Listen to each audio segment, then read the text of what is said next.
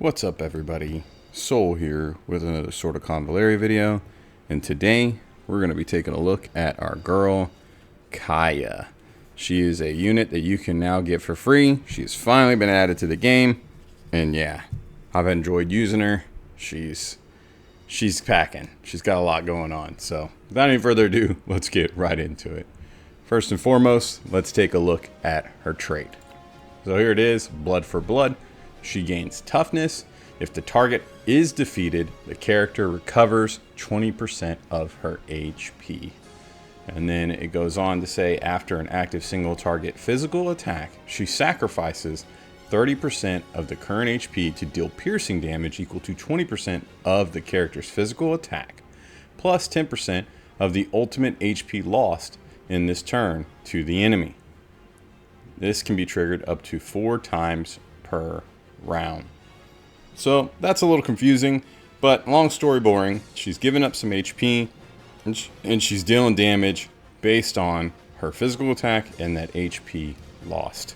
She is all about that revenge, if you will. So this is a really interesting trait, something different, and honestly kind of makes her a little scary to use sometimes, I'm not gonna lie. Now that's at 1 star. At 2 stars, this effect gets increased to where now she has a base increase of 10% to her HP, on top of that toughness and regaining the 20% HP. And yeah, not too shabby there. Now at 3 stars, she's going to recover 30% of her HP instead of 20. And then she's going to do an increased amount of damage of 30% of that piercing and then 15% of that physical attack instead of the 20-10. So now it's 30-15. So that's not too bad. She's still sacrificing the same amount of HP. At 4 stars, we are now getting a base increase to her HP of 20%. Moreover, she's recovering at 30% still, but when she's killing the target, but she's now also getting a cooldown on all of her skills by 1 turn. That's a really big deal, and really is nice. I'm gonna be honest with you. Cooldown reduction is a big part of this game. Makes a big difference, and so yeah. This is a big boon to her trait. Down below, the second part of her trait, we see a lot of the same. The only change here that we see is that she is now gaining an infection stack on her basic attack when utilized. So that's nice. Now her basic attack is just given a little bit of infection each time it's used. It's a decent boon there out of that trait. And then at 5 stars, we see that she still got that base 20%, and of course we still have that 30% HP recover with the cooldown, but now when she's injured and or dying, the damage dealt and piercing damage dealt is increased by 20%. So a pretty decent boost to the damage there. Pretty nice there at 5 stars. And then down below you can see she still sacrificed the same amount of HP. She's now giving a second stack of infection with those basic attacks, and then that piercing damage is 30-15 still, just as it was before. No other changes. So my assessment on this is 4 stars is her breakpoint. I don't think it's necessary to get her 5 stars. Obviously she will benefit from it, but it just seems like a lot of farming or a lot of memory shards for not a lot of yield. So I would highly suggest you stop at 4 stars. Of course, unless you love her, by all means go 5 stars, but 4 stars is her breakpoint if you are using her and enjoying her. Let's take a look at her abilities. Of course, first and foremost, we have to look at her inherent ability, which is Spine Shattering Pierce. It's a 2 energy cost, physical damage, single target attack that does 150% damage. And before attacking, if the character can perform a back attack, it inflicts no reaction skill on the target lasting for 1 turn. So this is a decent, nice, powerful attack at 150 damage. Nothing too wrong with this. Now, let's take a look at the ranks. Down here at rank 1, you have Shadow Gate on the left. This is a 1 energy 3 turn cooldown support instant ability that teleports behind the enemy and steals 1 random attribute buff. Not any buff, it has to be an attribute buff. That's a big deal. And so you can see that's your attack, damage, crit damage, different, so on and so forth, damage reduction, you name it. And so that's decent. There's nothing wrong with that. It's nice to get that extra movement and get behind enemies and this, that, and the third. But it's honestly passable compared to what's on the right, in my opinion, which is Paralytic Touch. This is a passive. After dealing damage, it inflicts 1 stack of infection on the target. when actively using a class skill on the target with 5 or more stacks of infection. After dealing the damage, it inflicts sleep for 1 turn. So we see this on other Valder characters, and so this is fairly nice. I like this, and so I went with it. I wasn't able to really utilize it to the fullest extent, but I did play with it and have some fun, and it's not too bad. It's really fun if you're going with a sleep comp and you're trying to get some infections out and this, that, and the third. It allows her to play in those comps and to do a job. And so that's what I would suggest you to get down there at rank 1. You can pick up that paralytic touch. However, if you're not looking at using either one of these skills, which to be honest, that might be the case, then you're absolutely going to want to pick up Shadowgate for that 3% to her HP, because HP is a big part of her kit. And so this may be the route you need to take. Take that in with a grain of salt, and I'll let you decide. But of course, if you want the skill, Paralytic Touch, playability, versatility, Shadowgate, HP boon, not going to use the skills either way. That's the way you want to go to enhance her to the highest ability. Up here at rank 3, you have what is on the right, and this is Maid's Instinct. This is a passive. It increases her HP by 15%. At the start of the turn, after performing a standby, she clears all special tile effects within 2 tiles around the character. After performing standby, she additionally recovers 1 energy. So this requires you to go into standby in order to take effect. That 15% boost to the HP is pretty nice, considering how much she needs HP and she's reliant upon it. Regardless, clearing tiles is great. We have that on Layla. We can change tiles with, Flavia, but this would have been the first character to do that if she came out on time. And she is definitely another option for those people that are free to play, maybe don't have Layla or Flavia, and need a way to clear those tiles or change those tiles to enhance their gameplay. This is definitely an option for you.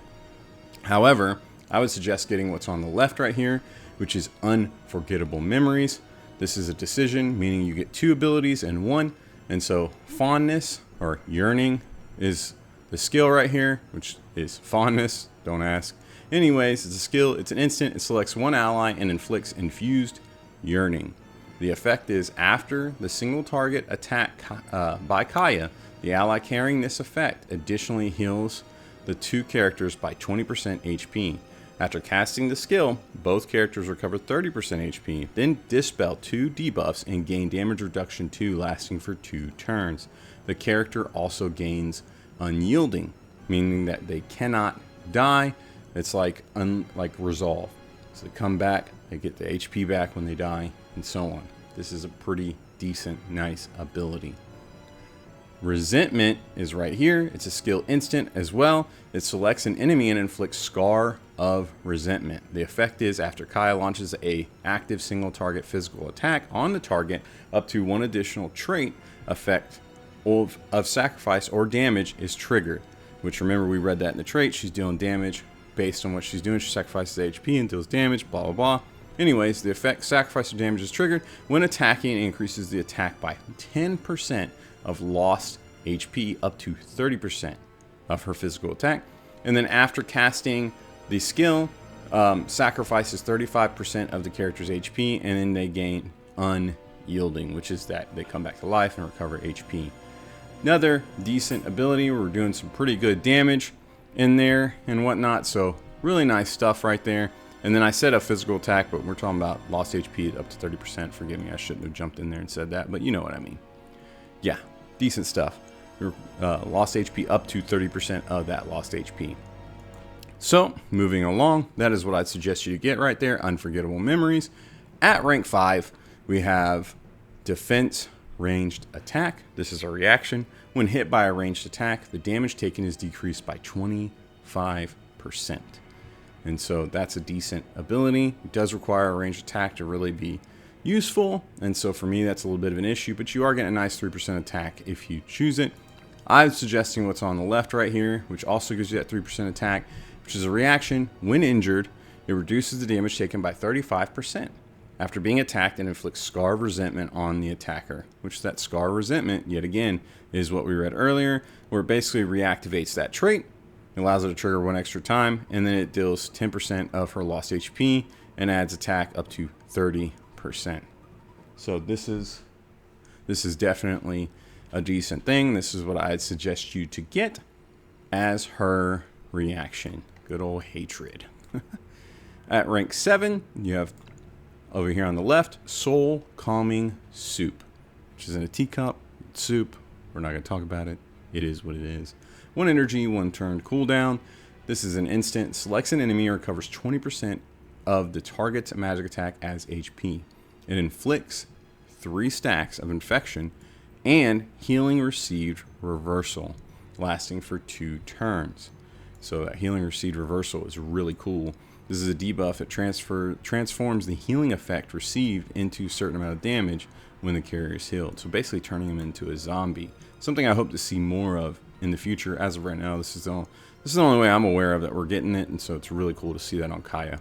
If the target already has infection, additionally inflicts tack down 2 and sleep, lasting for 2 turns. So if they're infected, when she hits them with this, they're going to sleep, they're getting attacked down, and when somebody tries to come and help them, they're getting punished for those heals. Really good, nice stuff. And then over here on the right, this is Crimson Covenant. This is a debuff. It sacrifices 35% of the current HP, recovers 1 energy, and resets the triggering count of the trait. Remember, it's up to 4 times. This resets that. Of course, it's coming at 3 energy and 3 turn cooldown. It allows her to temporarily leave the battle, which is true. She just disappears. She almost like just goes into them. That's what I imagine anyways, but regardless, she disappears and inflicts Scar of Resentment, as we've seen before. And then Pact of the Bloody Night, which over here says Crimson Covenant. We're not going to ask questions. We're just going to read.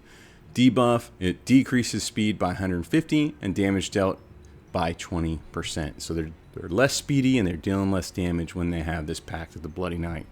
Cool. On the target, lasting for 1 turn. After Pact of the Bloody Night ends, it deals physical damage equal to 35% of the caster's HP and physical attack, and ignores 100% of their defense, and gains 80% lifesteal. Immediately triggers the infection that they have stacked up and the effect of the target, and ignores preempt and dodge. This is a pretty massive attack. I understand why it has a 3-turn cooldown right here, because it's doing a lot. Not only are you hitting, and you're hitting hard, you're going straight through the defense, and you're activating all those infection stacks, which hopefully at this point would be a ton. You're also getting a good amount of life still out of it too, and ignoring preempt and dodge. Massive, massive attack. This is what I'm going to suggest you to pick up. However, if you got the Castellan, you can. I'd highly suggest you getting both of these abilities at rank 7. Up here at rank 9 are her basic attacks. And so over here you have Fatal Attack. It deals 100% physical damage with, of course, a boost to that critical damage of 15%. You get a nice HP boost of 3% with this trait, with this choice. There's nothing wrong with that. However, Feverish Attack is what I would suggest. This deals 100% physical damage, and you get that 20% life steal. Now, the benefit of picking up Fatal Attack is you're getting that 3% HP boost, which overall is very important for her. But I found that I liked having Feverish Attack more than the other, because I wanted more sustain.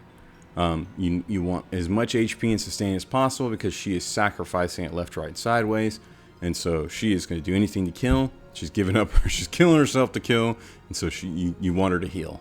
Long story boring.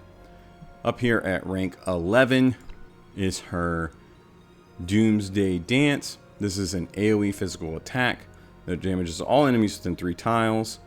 And it gives them 2 random level 2 attribute debuffs lasting for 2 turns. This is coming at 3 energy with a 2-turn cooldown. This is not great. This is a decent ability. It's a good way for her to get some AoE if you absolutely have to have it and you're running her. Maybe this is your preference to play her as a damage dealer and to have her as that role. This gives you that option. Not bad, but overall, meh.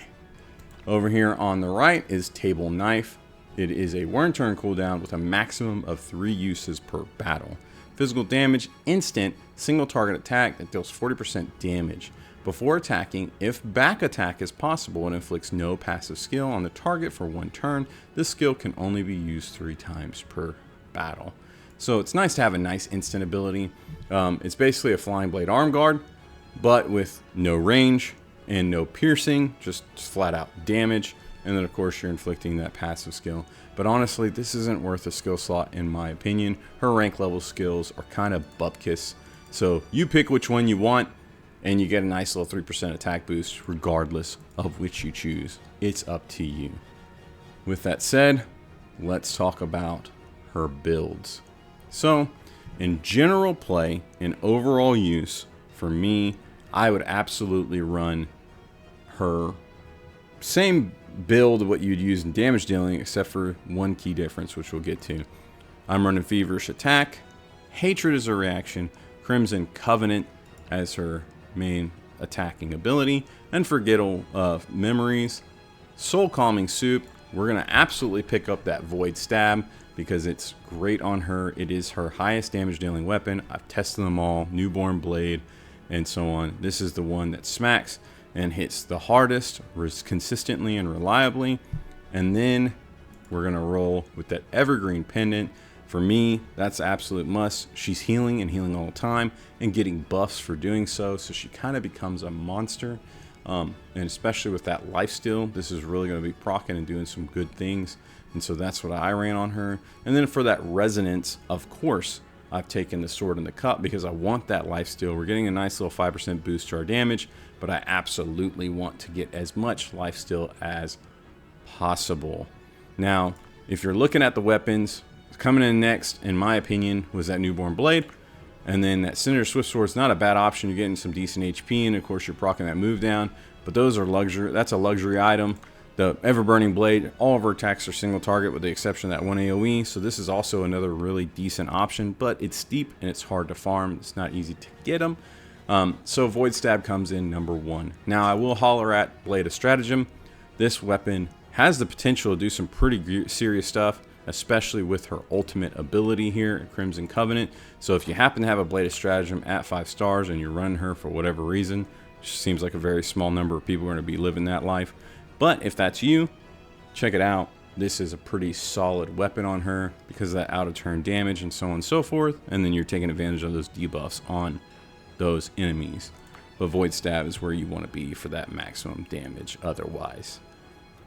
And then as I said, for the trinket, we're absolutely wanting to take a look at that Evergreen Pendant. Sorry for backtracking and repeating myself there. Another solid option is that Flying Blade Arm Guard because she is dealing lots of little bonus damage out of the single target attacks. So having another one in your arsenal, there's nothing wrong with that. However, Evergreen is what I'd suggest. And of course, all day, every day, that Lifesteal Resonance because she is absolutely sacrificing her HP left, right, sideways, cutting herself and others to do some damage. And the Terror Whisper is the big one here. I've played with them all and had a lot of fun. For general gameplay and overall use, I absolutely adore Gibbous Moon on her. This is really nice because at the end of your turn, you're recovering 20% of the HP if she's injured. And of course, when the character is injured, she's also getting that bonus effect, an additional 15%, and then further increases to 30% of the healing received when she is dying. So this is really, really nice. It's going to make her easy to heal and keep alive. Gibbous Moon does an amazing job on her. And then of course the stats that you want to target on all these things, Resonance and Terror Whisper, is physical attack percentage, number 1. HP percentage is really good. Physical attack, I'd say, is your number 2. HP percentage number 3, and then HP. Those are the things you absolutely want on her all day, every day. Anything past that, defense, magic defense, is all optional. But yeah. Let's talk about the damage dealing build. And so it's the exact same mix. The only difference is we're now throwing on that Verdict of Justice when we want to, of course, target that attack percentage. But yeah, getting that bonus to that crit and then crit damage, it's absolutely massive on her. It absolutely made a big deal on those single target attacks. And this is the most high yielding damage result you can run. Terror Whisper, that is. I tried Hierophant. I tried a couple different things. This is the one that's dealing the most, those single target attacks on Kiya. But as I said, for general play, I'd much rather have Gibbous Moon just to keep her alive and so on and so forth. Now let's take a look at the battle. Love this battle. We got our team of Wilders here, and here's Kiya fitting in like it's nothing. Now in this battle, you're going to see she's not just a damage dealer, which she's absolutely going to do. She's going to go around debuffing and messing these characters up, reversing their healing, which is really, really big, and doing some pretty decent damage, all while keeping herself alive and healing the whole time. Of course, she's sacrificing HP to deal the damage, but of course you're going to see she's going to be pounding the HP back in too. So here they come. Enemy's coming close. Coco takes cover there and assists. Really nice. And then Lily will smacking them with that attack. Absolutely wonderful. Great crit. Momo with that alert. Absolutely love it. Getting those infections out with her as well. Perfect. Everybody's got a nice little bit of infection on them now. Just going to move him out of the way. Alright, a little sleep shroom over there from Coco. Thank you. We'll get some life steal going on everybody thanks to Butterfly. We heal him by 500, but we also now have infected and put him to sleep. And now we've jumped on that Papal Ice Priest to kill him off. Momo with her AoE. It's good stuff right there. And then No Will comes over. Good AoEs. Getting those infections out. Putting them to sleep. There he goes. Goodbye. Thank you, Momo alert. Perfect. Get more poison out. Or infection, I should say. Now, only one of those Papal Priests is awake because we hit him with Lily Will. Otherwise, those guys just die in their sleep. He gets a hit off. We're not too fussed about it. He dies for doing it. Another sleepy shroom there from, or hallucinogenic shroom from Coco. I like to call them sleepy shrooms. Decent little chunk of damage there from these guys. Coco doesn't mind it. Here comes Lily Will, putting out those infections, putting them to sleep. We're just bopping them. Momo cracks him with the alerts. He gets his AoE off. He dies. That turn, we don't get to see Kiya's ult, if you will. Come over, get some hits off. We don't mind. Kiya's just going to keep doing her job, messing them up. Get the Iron Pot Stew for everybody.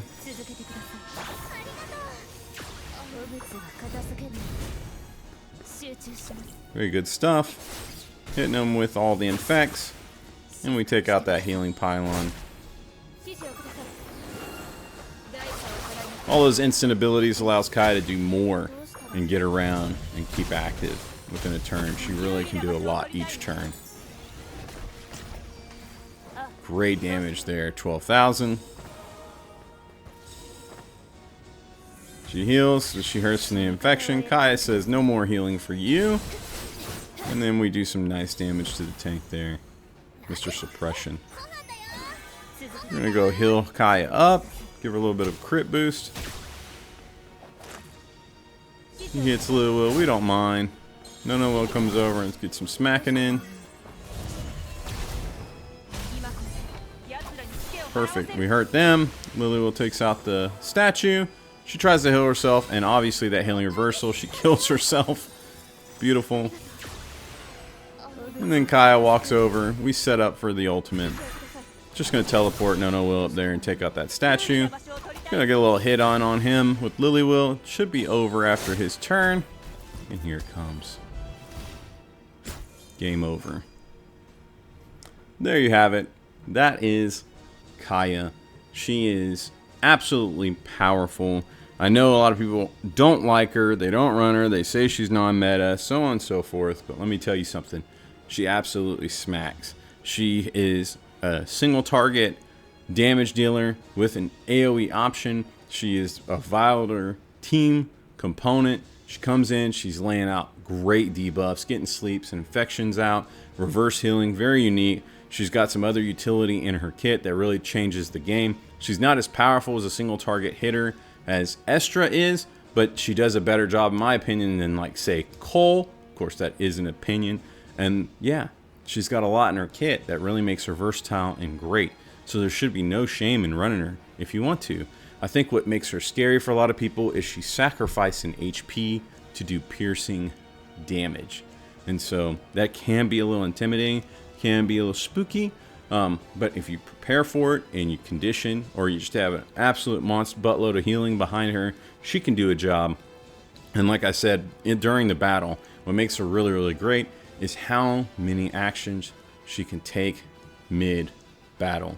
She has so many instant abilities. She's going to run around, and just constantly be doing a ton, acting as a supportive damage dealing role within your party to help ensure you get across the line in any which way that's needed, especially in that infection team comp. She is a fantastic unit that I'm absolutely glad we now have in the game. I'm through up her rating right here on the screen. I hope you get a good glance at it because she is definitely smacking and she's powerful. As you can see, she is coming in with a 10 in her physical damage, a 6.5 in her tanking, a 6 in her healing, a 0 in her magic damage, a 4.5 in her buffs, a 15.5 in her debuffs, and a 9.5 in her utility. And so that gives her a total of 52 points. She, on this grand scale of things, given her point values, is considered a tier 0 character. So doesn't matter what people say, she does a job. She does a great job at that. She absolutely smacks some stuff up and has a tremendous amount of things going in her kit. If you can take the time to understand it and know how to play it, she'll do work for you and you will enjoy using her. So don't be intimidated by investing in her if she's appealing to you. With that all said, thank you so much for watching. I hope you've enjoyed the video and that this is an asset to you.